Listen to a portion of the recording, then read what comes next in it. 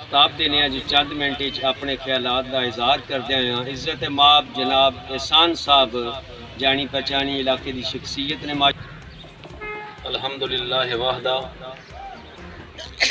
قال رسول اللہ صلی اللہ علیہ وآلہ وسلم النکاح سنتی۔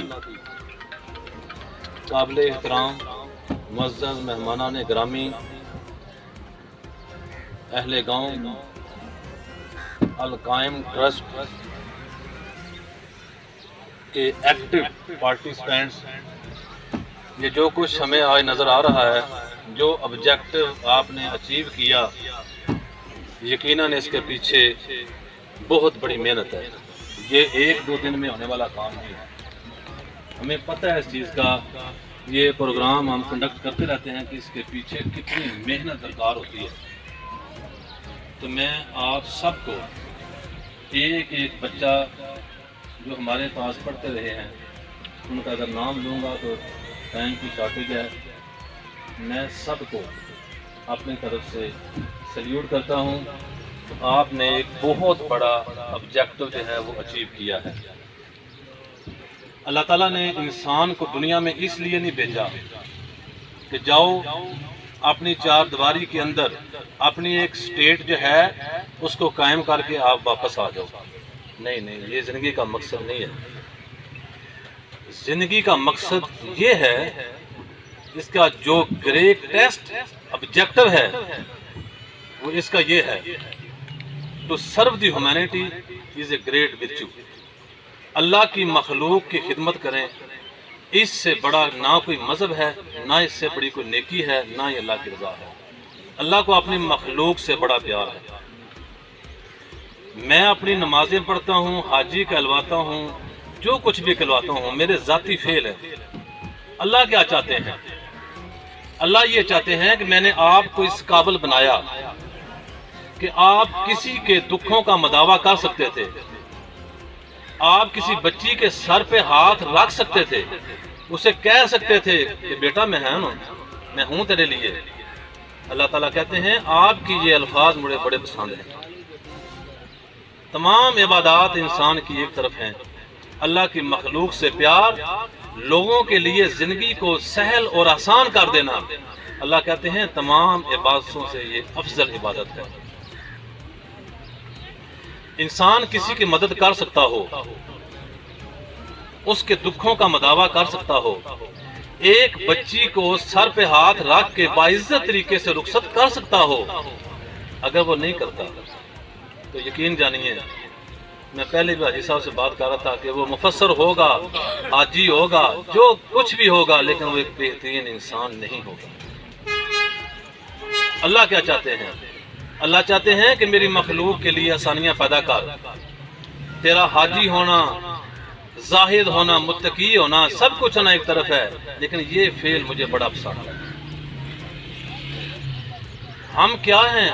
ہمارے اندر کون سی دنیا ہے؟ انسان کتنا گناہگار ہے، اللہ بہتر جانتا ہے، وہ پردے ڈالنے والا ہے۔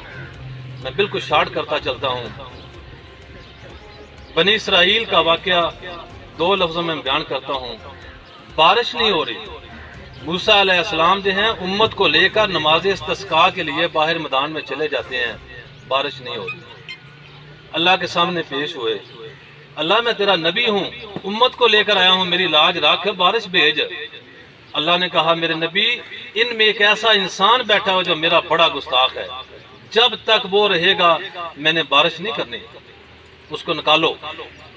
موسیٰ علیہ السلام پھر نماز استسقاء کے لیے اکٹھے ہوئے اور کہا کہ یارا مجھے کہہ رہے ہو آپ میں ایک بندہ ایسا ہے، اللہ سخت ناراضگی کا اظہار کر رہے ہیں اس سے، وہ بندہ بڑا گناہگار ہے، بڑا باغی ہے، وہ خود ہی نکل جائے تاکہ پوری امت بچ جائے۔ انسان کو اپنے اعمال کا پتہ ہوتا ہے۔ اب اس بندے نے بیٹھے بیٹھے ایسے ہاتھ باندھے، اللہ بھرے مجمع کے اندر میری عزت رکھ، میں گناہگار ہوں، مجھے معاف کر دے، ان سب کے سامنے شرمندہ نہ کر۔ اللہ نے بادلوں کو حکم دیا، کالی گھٹائیں آ گئی۔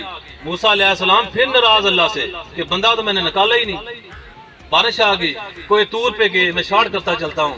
اللہ سے کہا، اللہ آپ نے کہا تھا بندہ گناہگار ہے، وہ تو نکلا ہی نہیں ہے۔ اللہ نے کہا موسیٰ میری اس سے صلح ہوگی۔ اللہ وہ بندہ کون ہے؟